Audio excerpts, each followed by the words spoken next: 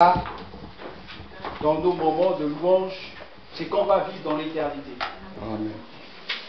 La musique, c'est pas seulement qu'on chante, il faut lire la lettre. Les lettres sont très importantes et ça parle au fond de nos cœurs. Et ça, c'est très important qu'un jour dans l'éternité, on va louer le Seigneur et on va l'adorer. Amen. Amen. Voilà. Ce matin, je souhaite la bienvenue à ceux qui nous visitent pour la première fois. Alléluia. Vous êtes dans la maison de votre Père, sentez-vous libre. Et notre pasteur n'est pas là avec sa famille, il est à Tara parce que chaque mois il doit aller là-bas, au moins une fois par mois. Et je suis resté à sa place ici. Je ne suis pas son remplaçant.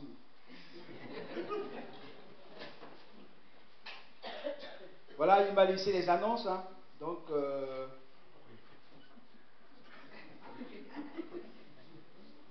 le pasteur et sa famille sont sur Tara.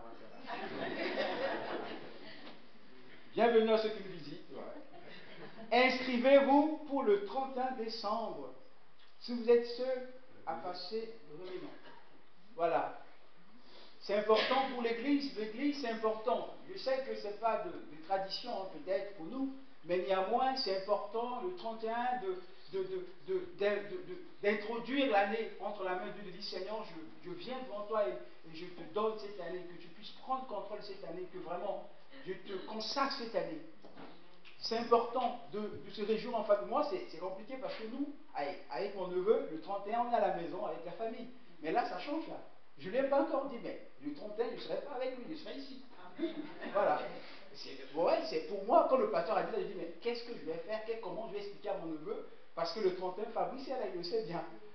Le 31, on ne sait pas. Donc, je vais lui dire que le 31, je ne serai plus avec lui parce que je suis à l'église. Voilà.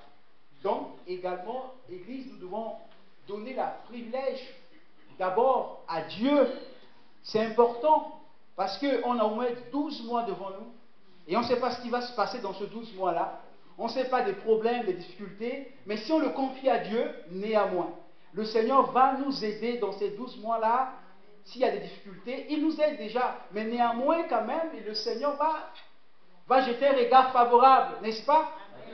Et c'est important de le confier ça. Le 31, on vient ici après avoir mangé ensemble, parlé ensemble, parce que les chrétiens aiment bien parler.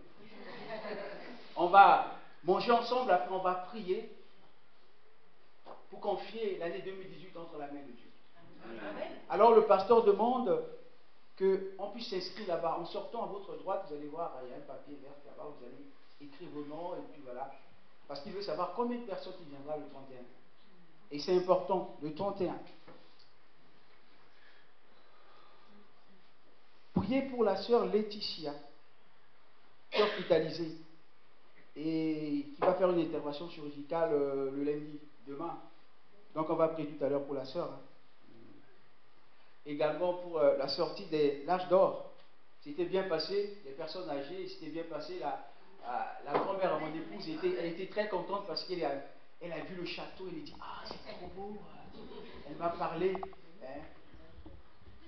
Elle écoute pas ce que je dis là même. Néanmoins, elle m'a posé la question à la maison, me parlant chaque fois. Ah, c'était bien, c'était vraiment bien, le moment qu'on a passé, et tout et tout.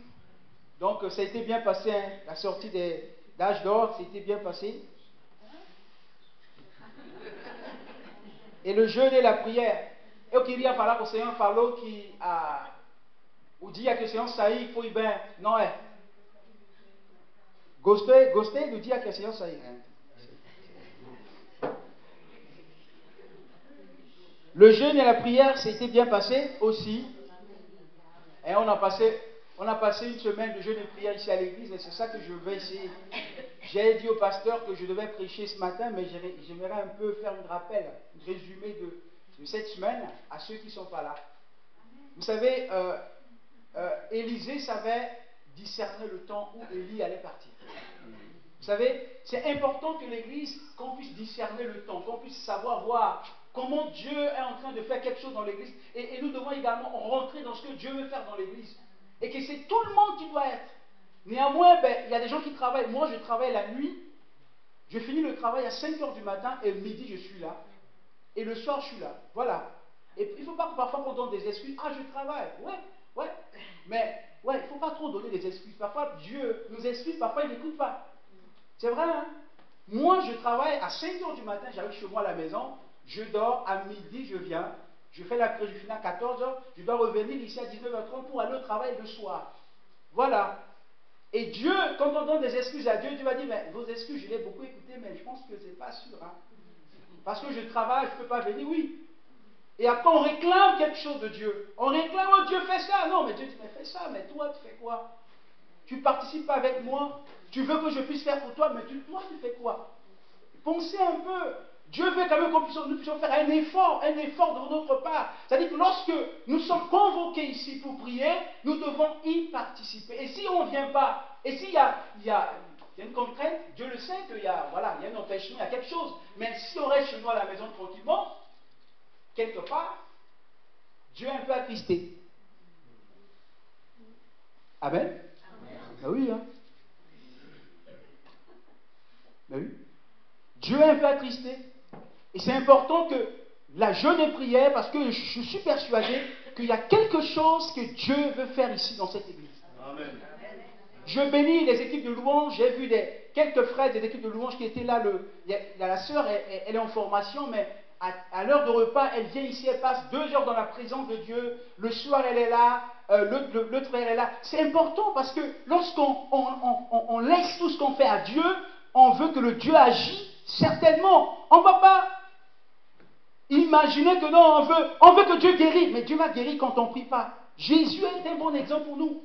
Il était Dieu, mais il allait à la montagne, il passait toute la nuit là-bas. Quand il descendait, les démons ont peur. Pourquoi? Parce qu'il a prié. Il a passé des temps dans la prière. Et l'église qui ne prie pas, rien ne change. On devient des religieux.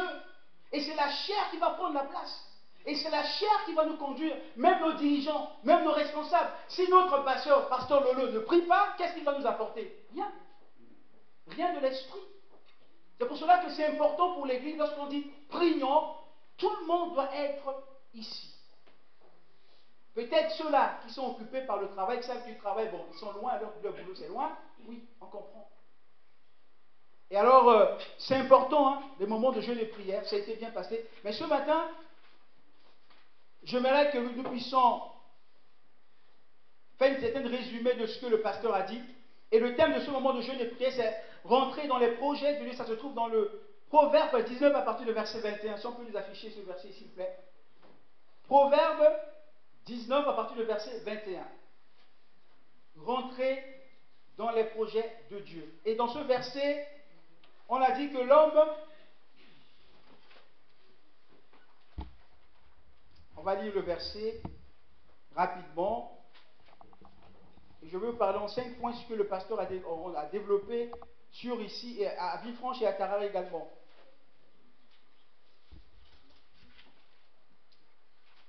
C'est le thème de notre jeûne et prière, hein, d'une semaine. Voilà. Ouais. Il y a dans le cœur de l'homme beaucoup de projets. Mais c'est le dessein de l'Éternel qui s'accomplit. C'est sûr et certain que dans notre cœur, nous avons des projets, nous avons des choses à faire, mais Dieu va voir d'abord son intérêt. Dieu regarde dans notre cœur ce qu'on veut, mais Dieu dit, mais ça c'est à toi, mais ça c'est pas moi. Et c'est là ce qui est de Dieu qu'il va prendre. On a beaucoup de projets, mais c'est le dessein de Dieu qui s'accomplisse. Et c'est pour cela que dans cette semaine de jeûne et prière, le pasteur nous a parlé sur le sacrificateur. Dans l'Exode 19, verset 6. Il a expliqué, un sacrificateur c'est qui? C'est quoi? C'est quelqu'un qui est là pour apporter à Dieu. Il représente d'abord le peuple de Dieu. Le sacrificateur, il représente le peuple. Il représente également la loi de Dieu. Il représente le peuple de Dieu, il représente la loi de Dieu. Et là, Dieu va dire à Moïse que vous serez pour moi un royaume de sacrificateurs et une nation sainte. Voilà les paroles que tu diras aux enfants d'Israël. Et là, quand on va lire dans Exode 13, la Bible dit que Dieu, il il a dit à l'Israël de consacrer les premiers-nés. Pourquoi? Parce que Dieu avait tué tous les premiers-nés d'Israël, de l'Égypte, et nous réalisons que Jésus est mort à notre place. Amen. Jésus nous a donné la vie. La vie que nous en avons, c'est Jésus qui nous l'a donnée. Jésus a pris la mort et nous a donné la vie. Et nous devons être consacrés pour qui? Pour le Seigneur. Nous devons être consacrés pour le Seigneur. Donc le sacrificateur, c'est celui qui se consacre pour le Seigneur. Et nous qui sommes les sacrificateurs de la nouvelle alliance, les croyants d'aujourd'hui, sont appelés à se consacrer à Christ. Et il a dit aussi que le sacrificateur, c'est un homme de la loi, c'est quelqu'un qui a la parole. C'est lui qui vient et qui dit la parole de Dieu au peuple, qui apporte la parole de Dieu au peuple. Moi, je ne vais pas parler que le sacrificateur, c'est celui aussi qui offre les parfums à Dieu. Mais le parfum, je ne parle pas. Le parfum, c'est ici le domaine de l'adoration. Et le sacrificateur, c'est celui-là qui joue le rôle de médiateur entre Dieu et le peuple. Et aujourd'hui, nous sommes des sacrificateurs que Dieu nous a choisis. Dans notre maison, nous devons être des sacrificateurs aussi. Amen. C'est la première chose. Il y a beaucoup de versets, je ne peux pas vous lire ça. Et deuxième point, il a parlé également de l'ambassadeur. Il faut être un ambassadeur de Dieu. Un ambassadeur, c'est un fonctionnaire de l'État. Et on se trouve ce verset dans 2 Corinthiens 5, verset 20. On peut le trouver. Un ambassadeur, c'est un représentant permanent d'un État, ou un royaume, ou un roi, auprès d'un autre État.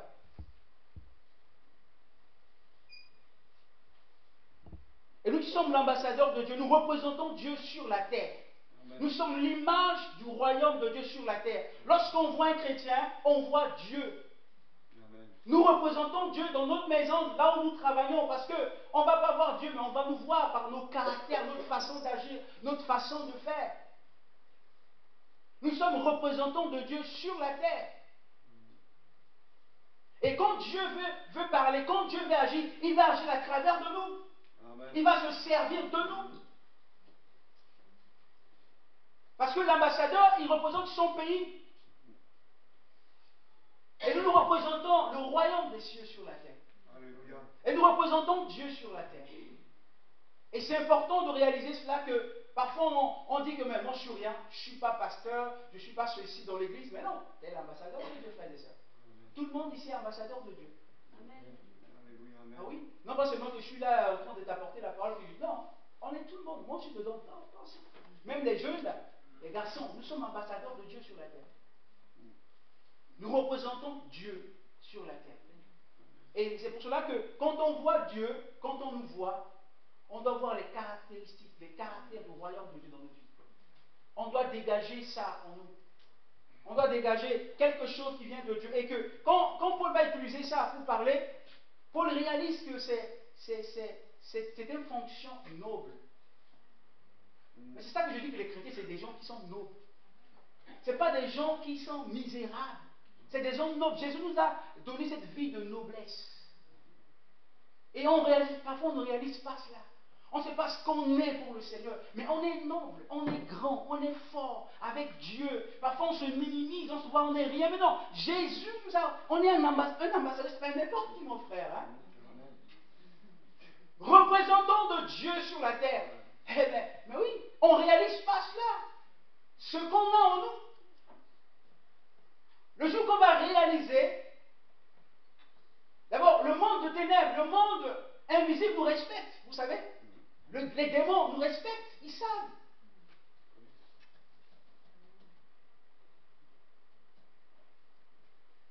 Nous sommes des ambassadeurs. Et nous devons remplir ces fonctions. L'ambassadeur est chargé de parler de son pays, de parler. Il est là pour montrer, il est là pour... Il y a une autre facette de ce ambassadeur. Il ne parle jamais le mal de son pays, vous savez. Même s'il y a des choses qui ne vont pas là-bas, il ne montre jamais. Il cache. Il dit, ah, seulement tout est blanc, tout est rose, tout est joli, tout est beau, mais on ne vérifie pas, mais on dit, ah oui, celui là-bas c'est waouh, c'est tout bon, voilà. Mais, parce que tu n'as jamais été là-bas pour voir si c'est waouh, mais le jour où tu vas arriver là-bas. Mais l'église, c'est quoi? L'église doit garder les secrets de dedans. Vous savez? L'église, nous devons garder le secret de dedans. Le secret d'ici, ce qui se passe là. On n'est pas ceux-là qui vont aller dehors de l'église, va parler mal de notre église. Ah, notre église, c'est comme ça. Non, c'est fini. Si on parle mal, si l'ambassadeur va parler mal de son pays, c'est fini. Et nous, étant qu'ambassadeurs, on n'est pas là pour parler mal de notre pays, mais on est là pour parler du bien du royaume. Amen. Jésus sauve, Jésus libère, Jésus transforme, Jésus guérit. On n'est pas là pour parler mal de l'église, mais on est là pour parler les bienfaits de Jésus. Ce que Jésus fait dans la vie des gens. Ça, c'est le fonction d'un ambassadeur. C'est ce qu'un ambassadeur doit faire.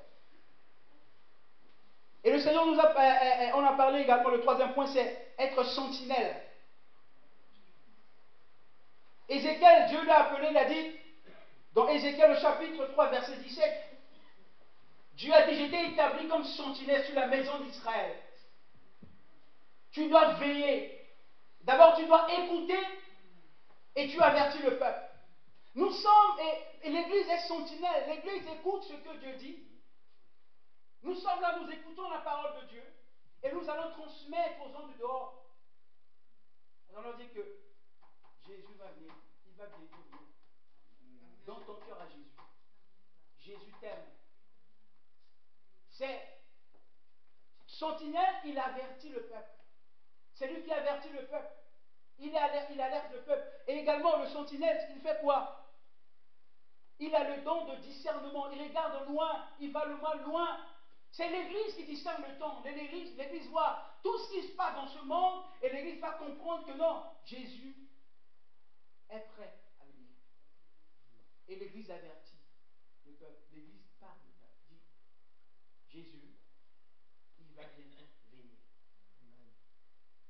Et le sentinelle, il avertit. Et s'il n'avertit pas, et que toutes ces personnes qui sont dans le monde, toutes ces personnes qui sont en Europe, toutes ces personnes qui sont en France, toutes ces personnes qui sont à Villefranche, si on ne les avertit pas, Jonas, Dieu lui avait dit d'avertir Ninive. Mais il disait que non, moi je ne veux pas aller avertir les Ninive. Je vais aller à Tarsis. Et Dieu a dit non, je vais t'amener là-bas. Vous savez, la miséricorde de Dieu est tellement bon que Dieu l'a amené. Il a obéi. Dieu l'a ramené sur le chemin. Un sentinelle, il avertit. Vous vous rendez compte que le peuple de Ninive était sauvé à cause du message que Jonas avait apporté. Dieu nous a placés là pour apporter la bonne nouvelle. La bonne nouvelle qui sauve et la bonne nouvelle qui libère. Amen. Nous devons être disposés pour entrer dans le plan de Dieu. Et 4, Dieu nous a donné également le ministère de réconciliation. Nous sommes des réconciliateurs. Ceux qui amènent la paix. S'il y a des problèmes, s'il y a des zizanies, s'il y a des divisions, Dieu nous a donné le ministère de réconciliation. Parce que Dieu nous a réconciliés, Jésus nous a réconciliés avec le Père. Et il nous a donné cela. Il a dit, je vous responsabilise maintenant. Vous allez réconcilier le monde avec moi. Et c'est à nous maintenant, à notre tour, de réconcilier le monde avec son Dieu. Et c'est à nous, l'Église, c'est quand même triste de voir dans l'Église où il y a des personnes qui ont en eux un esprit de division, un esprit de séparation. On ne comprend pas cela. Non, mais Dieu ne nous a pas donné un esprit de division, mais Dieu nous a donné un esprit de réconciliation. Chez Dieu, il n'y a pas de division. Le Saint-Esprit, Jésus et Dieu, ils sont là. Et Dieu nous a donné à l'Église le ministère de réconciliation. Ministère de paix. La Bible dit que Melchizedek avait donné à Jésus, avait donné à Abraham le pain. Melchizedek avait donné à Abraham le pain et le vin. Ça représente le corps et le sang de Jésus qui a versé sur la croix. C'est le roi de Salem, c'est le roi de paix. Nous sommes ceux et celles qui amènent la paix et non qui amènent la division. Gardons cela. Si dans ma vie, écoutez, si dans ma vie, quand j'arrive quelque part, les gens veulent que je pars vite, alors il y a un problème. Le chrétien, lorsqu'il arrive quelque part et qu'il part, les gens pleurent. Les gens pleurent, même au boulot. Quand il n'est pas là, ah mais pourquoi tu n'es pas là? Oh, tu nous manques. Mais si on dit, ah mais c'est bien qu'il n'est pas là, c'est bien. S'il n'est pas là, franchement, on est tranquille. Oh, au moins, il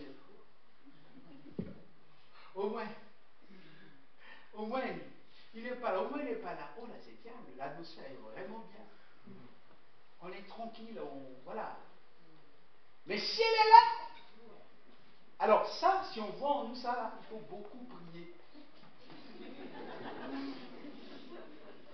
C'est compliqué, hein? Il faut beaucoup prier si on est comme ça. Hein? Parce que le chrétien, il doit marquer les autres. L'évangélisation, parfois, c'est pas de parler, hein, mais on dégage quelque chose dans nos caractères et puis ça touche les gens. On dégage quelque chose dans notre caractère et ça touche les gens. Et c'est important ça. Un chrétien, Dieu nous a donné le ministère de réconciliation.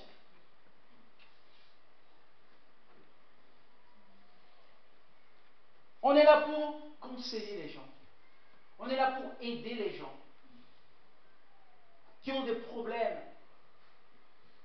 Je me souviens, je suis arrivé en Afrique et mes frères il y avait un problème et mon petit frère n'arrivait pas à demander pardon à son grand frère. Et j'ai prié et je suis arrivé là. C'était difficile, on a passé je pense que c'était de 20h à presque 1h du matin et il n'y avait pas le pardon qui est là. Je priais de mon cœur et je vois mon petit frère qui commence à verser des larmes. Il commence à verser des larmes. Et il a demandé pardon à son grand frère. Et là, tout le monde, on a commencé à pleurer avec mes frères. On a commencé à pleurer. On a commencé à pleurer. Et là, je vois que le cœur était coupé. C'est ça que Dieu veut de nous. Dieu nous a appelés à cela. Dans notre famille, dans notre maison, il faut qu'on voit ça en nous. Et que nos enfants ne veulent pas. Il y a parfois, les enfants ne veulent pas venir à l'église parce qu'à la maison, on n'est pas chrétien, quoi. À la maison.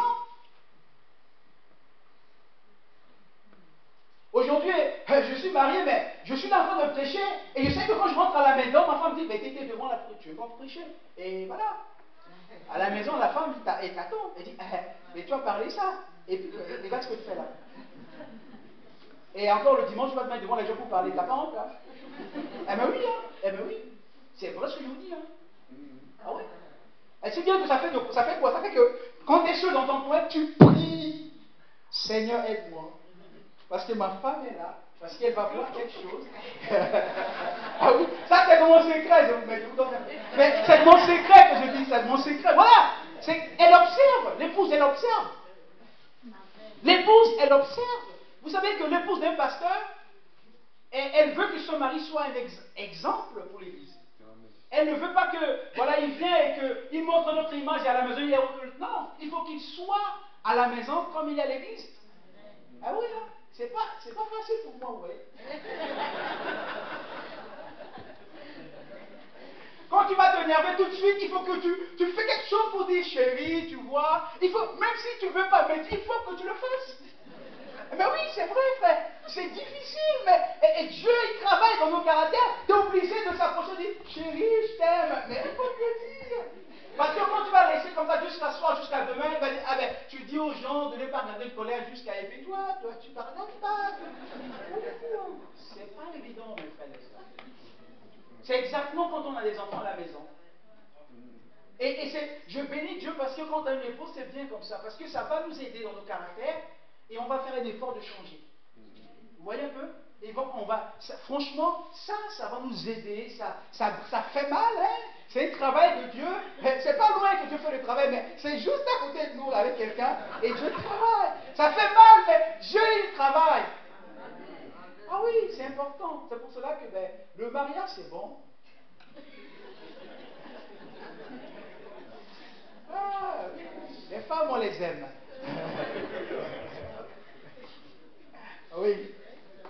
Parce qu'on ne peut rien cacher à notre épouse, on ne peut rien cacher. Elle connaît tout. Rien. Elle nous connaît parfaitement. Voilà. C'est important d'être un enfant de Dieu à la maison, à l'église.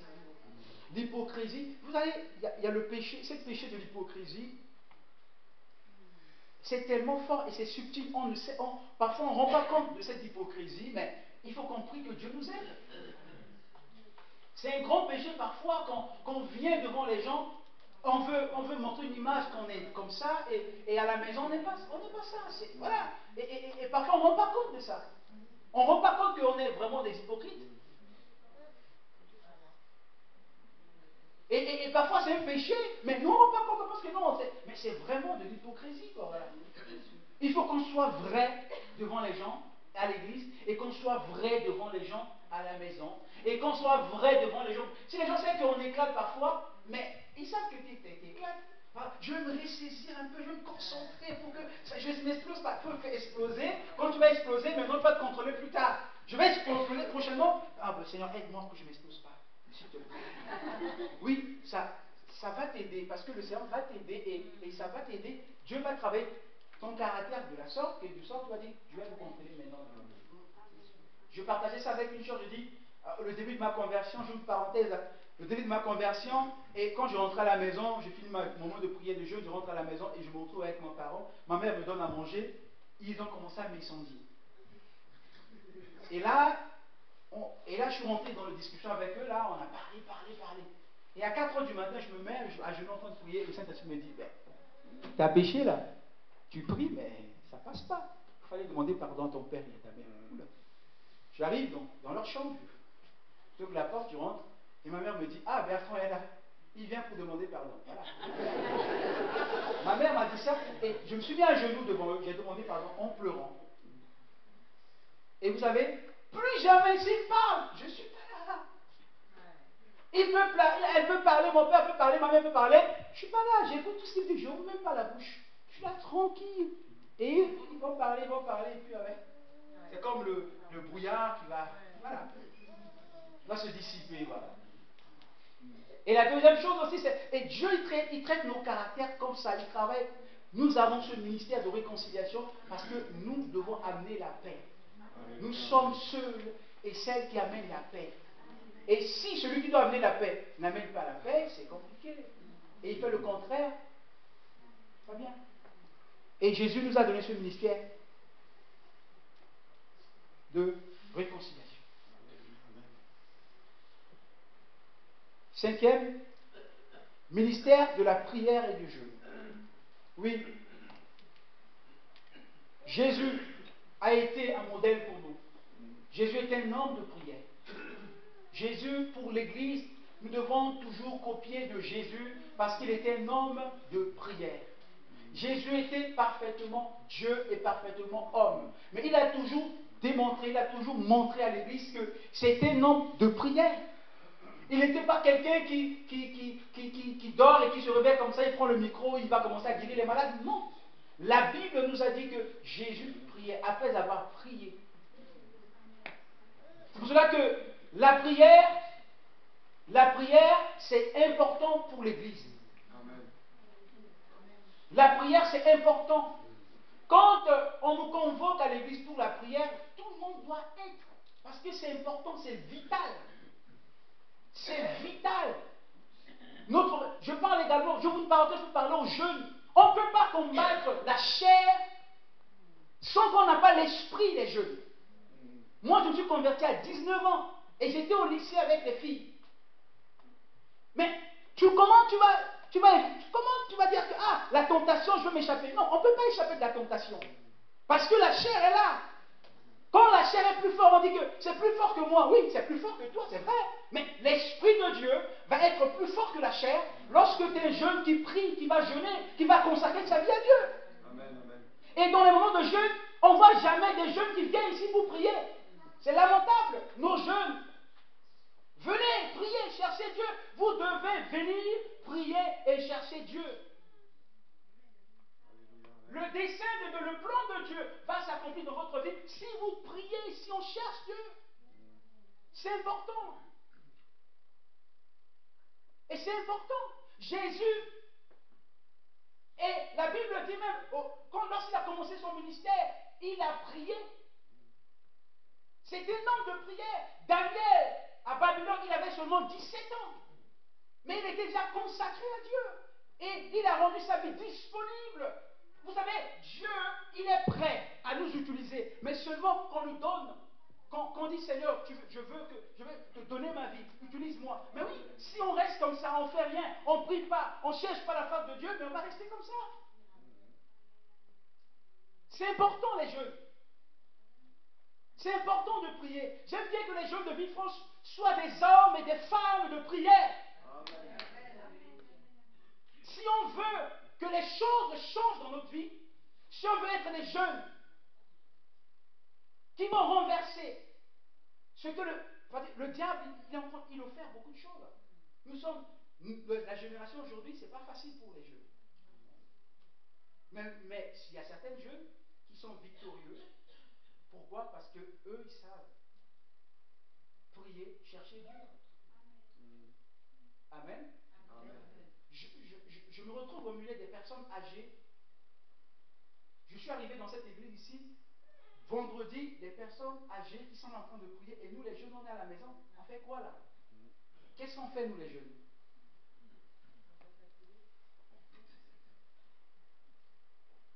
Ah oui. On fait quoi? On a des potentiels, on a encore la force, on a encore de vigueur, et on est là à la maison. C'est important les jeunes. On ne peut pas vivre comme ça dans notre vie chrétienne, comme ça, on vient, on part et puis on ne fait rien, on n'a pas une vie de prière. Si je vous dis les jeunes, bon, on va se retrouver là, on prie pendant 20 minutes, ou 5, on prie pendant 1 heure, on parle en langue 1 heure, personne, on va rester comme ça, rien du tout.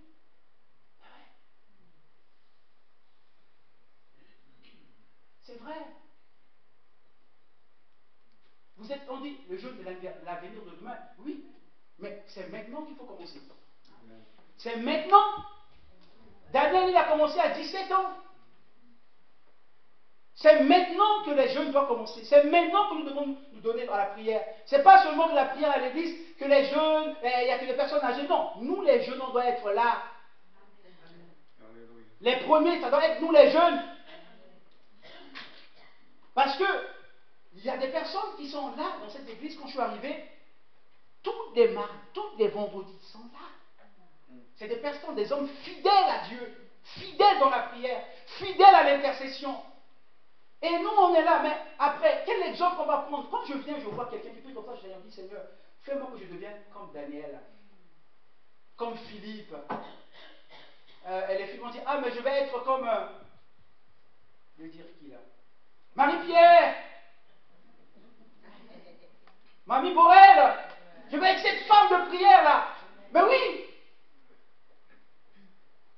cette femme de prière à la maison, si rien ne va pas, je me mets à genoux, je dis, Seigneur, fais quelque chose. Parce que lorsque vous êtes des jeunes filles, des jeunes garçons, quand vous allez vous marier là, avec vos maris là, à la maison, vous allez faire quoi quand il y a un problème? Vous devez apprendre à prier là. C'est pas facile les choses là. Ah oui, hein? Apprendre à prier. C'est vrai ce que je vous dis. Parce que dans la vie, dans l'avenir, la responsabilité, c'est dans vos mains. Il y a des situations qui sont là, c'est à vous de gérer, c'est à vous de prier afin que les choses changent. Amen. Si vous ne priez pas, si vous ne cherchez pas la face de Dieu, les choses ne changeront pas. C'est important. Et moi, je veux que les femmes qui prient, les femmes, je dis les femmes, moi je les respecte parce que leur prière, ça monte directement Dieu là-bas. Amen. Je les écoute si vite que nous les hommes, je ne sais pas pourquoi. Dieu va m'expliquer ça dans l'éternité. Pourquoi les femmes, lorsqu'elles prient, c'est direct. Mais nous, c'est pas. Nous, il faut que ça... Il y a un zigzag. Donc, la prière, jeûne et prière, on va voir la prière, on va voir dans la Bible Jésus, on va voir Moïse, Élie, Esther, Akab qui a péché, qui a tué Naboth. Lorsqu'il a jeûné, il a prié, le Seigneur l'a pardonné. Vous voyez? Le Seigneur l'a pardonné. Lorsqu'il s'est jeûné, il a prié. Esther, il a dit, moi je vais jeûner, c'est de mourir, je vais mourir. Elle a jeûné, elle a prié. Et Dieu a changé la situation de son peuple. C'est important que nous, la prière c'est très important, le jeûne c'est très important. Ça nous permet de grandir avec Dieu. Et l'amour de Dieu va augmenter encore davantage dans notre vie. Et c'est important. C'est important, mes frères et sœurs. C'est pour cela que lorsque nous sommes convoqués ici à l'église, nous devons être là. Ne laissez pas le pasteur seul. Ce n'est pas son boulot. Oui, parfois on dit, ah mais c'est son boulot. Ouais. Non. Ce n'est pas son boulot, c'est la vocation. Amen. Ouais. Un pasteur, ce n'est pas un boulot. Hein. Vous pensez comme ça, ce n'est pas un boulot ça. C'est la vocation. Hein. C'est la vocation. Si Dieu ne t'a pas appelé, eh ben, mais il faut aider notre pasteur. On doit l'aider. On doit l'épauler. On doit être avec lui. On ne va pas le laisser seul dans ce travail. Moïse n'était pas seul. Moïse avait des gens à côté de lui pour l'aider. C'est pour cela qu'on ne peut pas laisser le pasteur seul venir prier ici toute la semaine. Il faut qu'on soit là. C'est important parce que Dieu veut guérir encore dans notre église. On veut voir les miracles ici en ce lieu. Les miracles vont se faire lorsqu'on va prier, lorsqu'on va jeûner, lorsqu'on va demander la grâce de Dieu. Alors ce matin, j'ai une prédication, mais je garde ça prochainement. Ce matin, mes frères et sœurs, retenons ceci, que la prière est importante et c'est vital. C'est vital dans votre propre vie, dans votre vie de famille, dans vos couples. La Bible dit, résistez au diable et il fuira loin de vous. On ne résiste pas au diable avec quoi? C'est quand on est dans la prière. Jésus également était dans un moment de jeûne, l'ennemi était venu, mais l'ennemi était parti. C'est pour cela que lorsqu'on prie, je pense qu'on va lire au moins 2 versets et puis après je vais clore ce moment.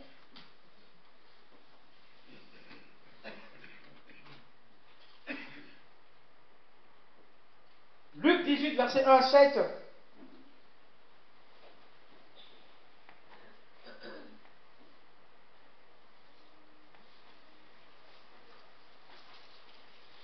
Jésus va dire ici, parabole de la veuve. Jésus va utiliser cette parabole qui va expliquer, qui va dire, Jésus leur adressa une parabole pour montrer qu'il faut toujours prier et ne point se relâcher. Vous voyez? Il y a des moments dans notre vie où on doit prier pour certaines choses. On dit, il faut prier vraiment jusqu'à ce que... Moi, j'ai dit, hier j'ai parlé, j'ai dit, il faut arriver à cette dimension de prier, dit Seigneur, que je prends la chose que tu m'as dit et je veux que je le prends dans ma main comme ça. Si Seigneur, tu veux me donner quelque chose, que je puisse le prendre. Si c'est un enfant, que je le porte. Moi, c'est ça. Hein? Si c'est pour donner un enfant à ma femme, à mon épouse, que je prends mon bébé, mon petit garçon, ma petite fille dans mes bras. Je ne veux pas seulement le voir en vision, soit dans songe, mais je veux le porter dans mes bras. Que ça devienne une réalité, palpable. Qu'elle m'appelle papa. Oui, ma fille, t'es où là? Oui, que je porte ma fille ou mon fils. C'est ça, mon frère. Lorsqu'on va insister dans la prière, et également, vous voyez, Anne était tellement humiliée. Elle était là en train de prier. La Bible dit qu'elle était toujours au temple en train de prier jusqu'à ce que Dieu fasse un miracle. Et c'est important. Et Jésus m'a dit ça, dit, il faut prier toujours et de ne pas se relâcher. Donc il y a des choses dans notre vie On doit prier, on doit intercéder, on doit prier. Même si on ne le voit pas venir, mais dit Seigneur, je vais prier jusqu'à ce que je puisse voir cette victoire. Amen. Amen. La Bible dit que Daniel a insisté pendant 21 jours. Dieu a envoyé déjà la réponse à Daniel, mais l'ennemi était là. Daniel a dit, mais je ne vais pas relâcher là, je vais prier jusqu'à ce que la réponse vienne ici. Je vais voir cette réponse-là. Et la Bible dit que Dieu a envoyé un ange. Et Daniel a reçu la réponse. C'est important pour nous l'Église. On veut prier pour une vie franche jusqu'à ce qu'on voit la gloire de Dieu dans cette Église. La puissance de Dieu dans cette Église. On veut prier pour Tara. C'est dur, mais oui, c'est dur, mais ce n'est pas plus dur que le Seigneur. Le Seigneur peut faire un miracle. Ce qui est difficile à l'homme est possible à Dieu. Amen. Et Jésus dit, il ne faut pas relâcher, il faut prier. Il faut prier. Il dit, ne n'ai pas relâché. Il donne l'exemple de cette femme qui à chaque fois va déranger le juge, jusqu'à ce que le juge il a fait quoi, il a cédé. Voilà. Dieu est notre Père. Hein.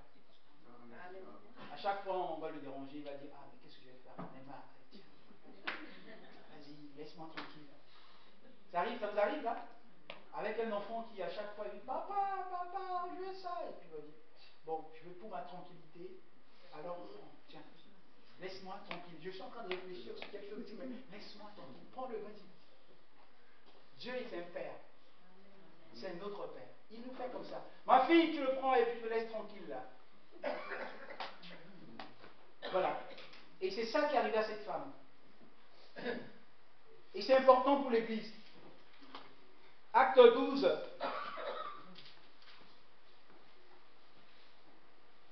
La prière montre également notre dépendance totale à Dieu. Quelqu'un qui prie, il dit à Dieu, ma vie dépend de toi. Ma vie dépend de toi.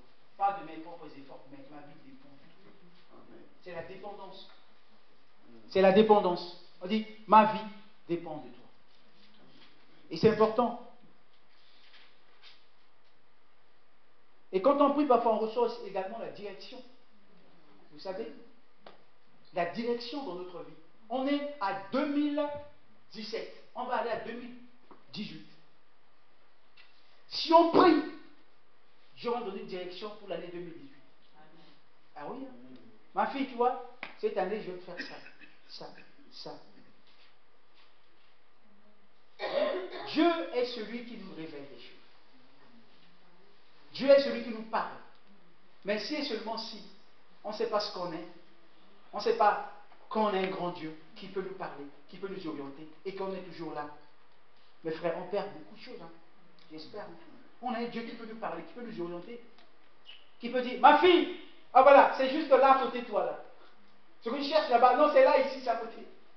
Et vous vous rendez compte que parfois vous avez quelque chose, et ça m'arrive parfois que la chose est juste là à côté de moi, et je suis en train de chercher là-bas, et je ne trouve pas. Ah, je dis, mais c'est pas vrai, qu'est-ce qui m'arrive? Mais oui, c'est ça exactement. Dieu, la chose est là, mais on est là-bas. Dieu dit non, ma fille, c'est là à côté, là. Ah ouais, mais je ne savais pas. Il faut prier. C'est la prière qui va nous ramener à voir que c'était ici. Et c'est important. C'est important, l'Église. La direction. On peut recevoir la direction, une révélation de Dieu. Dieu va nous préparer à faire face à l'adversité, l'ennemi, la prière. Ça nous prépare. Une femme qui prie, un homme qui prie, Dieu l'avertit, Dieu va l'alerter. Oh, il y a une séduction, attention, il y a quelque chose.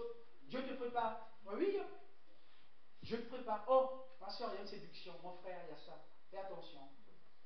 Prends ta précaution. Ah oui. Après, quand ça vient, ah, Dieu m'a déjà dit, c'est ça. Ah oui, je vois. On a tout, frère. On a tout. Je vous supplie ce matin. Vous avez un grand Dieu. Nous avons un grand Dieu. Donnons la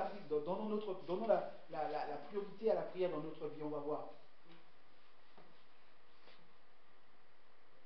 Et on va voir que le Seigneur On parle de Pierre ici parce que lorsque l'Église avait compris que la prière est très importante,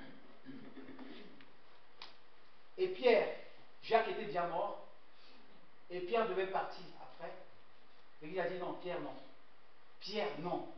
Pierre non, on a besoin encore de lui. On peut dire non dans la prière pour que les choses changent. Pierre, quand l'Église a dit Seigneur, Pierre, non. L'Église a commencé à prier. Il y a un ange qui était descendu. Et il a frappé, je ne sais pas, un profond sommet tout le monde.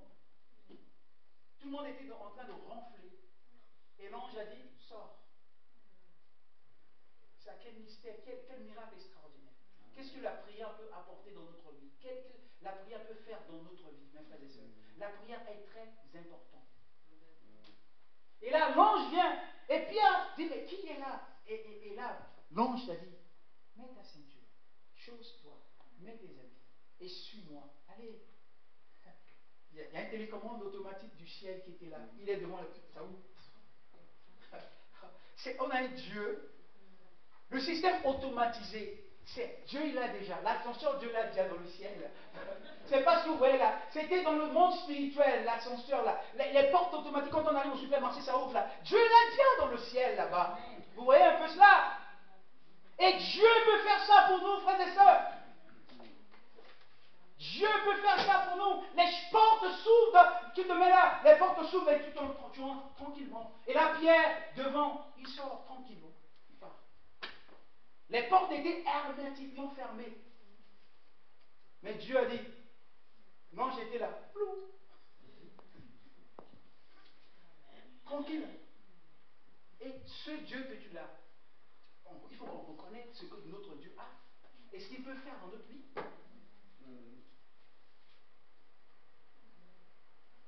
Nous ne nous minimisons pas, frères et sœurs. Ce n'est pas n'importe qui. Le chrétien, c'est un prince. Le chrétien, ce n'est pas n'importe qui. Nous avons un grand Dieu qui est capable de tout. Alors ce matin, mes frères et sœurs, je vous invite de ne jamais négliger la prière. Des moments qu'on passe ici, c'est des moments très importants. Et Dieu veut changer des choses dans notre vie, dans notre famille. Dieu veut nous utiliser. Mais ce que Dieu attend de nous, c'est notre disponibilité, notre volonté. Dieu nous attend. Il nous attend. Si on nous dit, Seigneur, me voici, il va se servir de nous pour faire des grandes choses.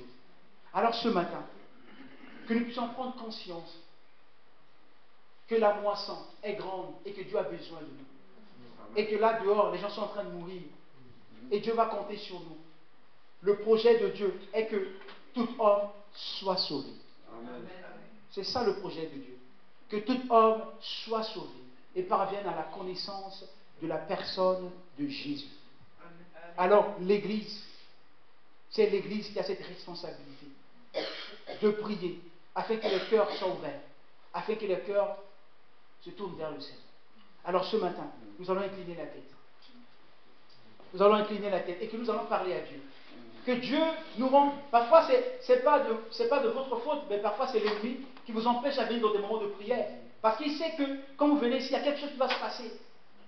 Il le sait. Et il vous empêche parfois. Et ce matin, il faut prier.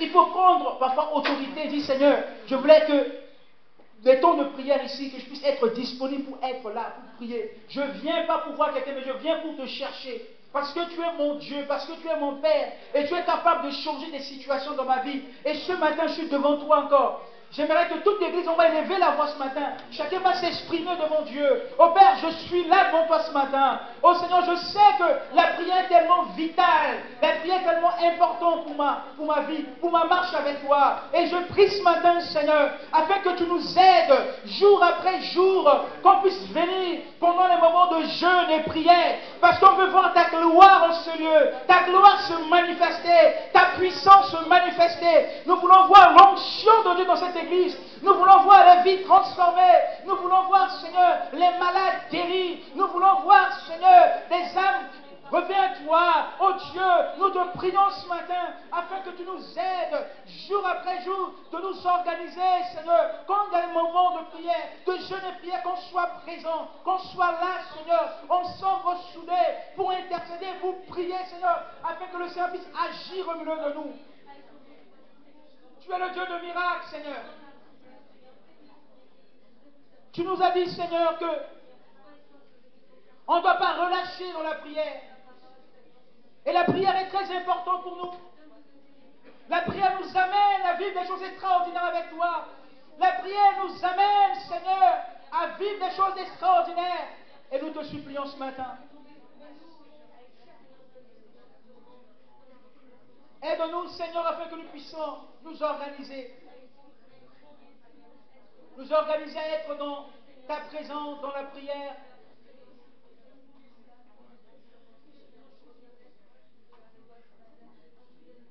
Alléluia.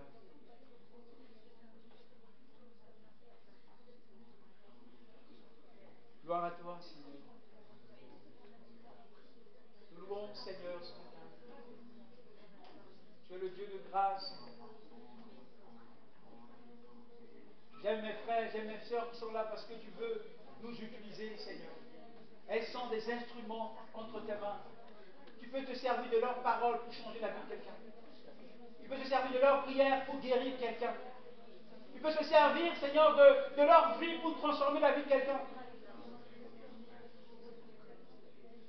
Et ce matin, nous te supplions, notre Seigneur et notre Dieu, de nous faire cette grâce encore et de nous rendre disponibles pour toi, au nom de Jésus. Amen.